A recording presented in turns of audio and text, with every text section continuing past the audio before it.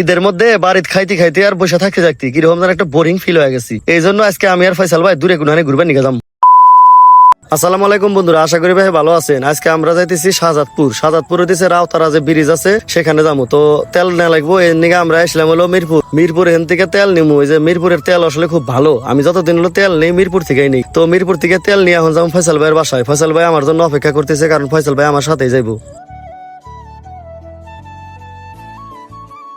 এরপর ফয়সাল ভাইয়ের নিকে কাজীপুর যে তেলের পাম্প আছে হেনে এলা অপেক্ষা করবো।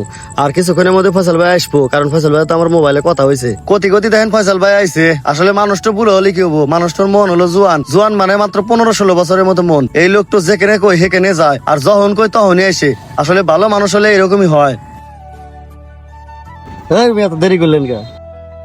তারপর ফয়সাল ভাই কইলাম যে ভাই আজকে গাড়ি আপনি চালাবেন, আমার চালাবার মনে দিচ্ছে না, গরম মেলা, আমি ব্যাগটা নিয়ে পিছনে বসি, আপনি চালান। এরপর ফয়সাল ভাই গুলো ঠিক আছে সমস্যা নাই। আসলে মূলত আমরা দুইজনই ভালো ড্রাইভার, ঠিক আছে, খুব ভালো মোটরসাইকেল চালাই। আর এই লোকটা ইদানিং কালে খায়া তার পেট খুব বড় করে হালাইছে, দেখতে পাইতেছেন।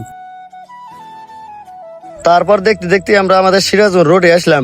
আসলে এই রোডটা আগে যে ছিল আমার কাছে ওরই ভালো মনে হয়, এখন আসলে একবার আরা যায় কি বাজানি ঠেকে। আগের রোডটাই ভালো দেখা গেছে, এখনকার রোডটা তেমন ভালো দেখা যায় না।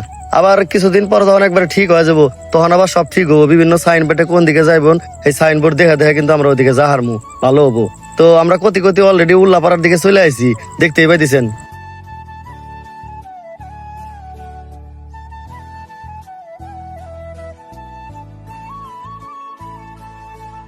এখন আমরা শাহজাদপুরের মধ্যে ঢুকে পড়ছি, দেখতেই পাইতেছেন যে রবীন্দ্র কুটির বাড়ির যে রাস্তা, শাহজাদপুরের যে বাজার, সেই বাজারে ঢোকার রাস্তা। তো এখন আমরা এখান থেকে যাবো রাউতারা সুইচ গেট। এই রাউতারা সুইচ গেটে আসলে মূলত এখানে একটা সুইচ গেটের নিচ দিয়ে পানি আসে, আর দেখতে নাকি এখানে খুব ভালো। এই জন্য আমরা হয়তো ওখানে যাবো আর কি।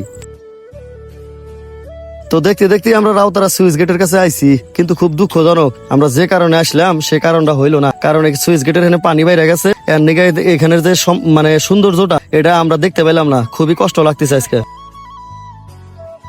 জায়গা যে কামে আসছিলাম সেই কাম না হইলো, আশেপাশে যে জায়গাগুলো আছে এই না আপনি ঘুরে ঘুরে দেখাই ড্রোন ক্যামেরার মাধ্যমে, যাতে আপনারা উপভোগ করতে পারেন এবং মনের কষ্টটা ভুলে যেতে পারেন। যে না আসছিলাম হেনেলা গোসল টোসল করবো, সুইচ গেটের যে পানিটা ঝর্ণার মতো আসিল ওটি তো নষ্ট হয়ে গেছে, পানি বাড়ার কারণে এই সমস্যাটা হয়েছে।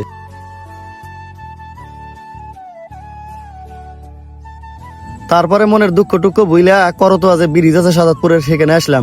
এনে এসে ডোন থেকে একটু এখানকার ঈদের যে একটা ফেভার এটা নেওয়ার চেষ্টা করলাম, কারণ প্রচুর পরিমাণে এই ব্রিজের উপরে লোকজন বসে আছে। কারণ হচ্ছে যে এই রাস্তাটা হইতেছে এমন রাস্তা, এখান দিয়ে বেলকুচি এনায়েতপুর যাওয়া খুব সহজ হয়। মেলাবার গেছি এবং ভাল থাকে।